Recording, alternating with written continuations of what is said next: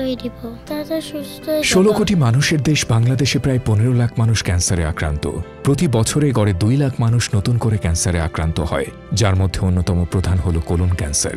সবুজ শাকসবজি ও ফলমূল গ্রহণ, ধূমপান বর্জন, রেডমিট পরিহার এবং নিয়মিত শরীরচর্চায় পারে আপনার কোলনকে সুস্থ রাখতে। জনসচেতনতায় বিকন ফার্মাসিউটিক্যালস লিমিটেড।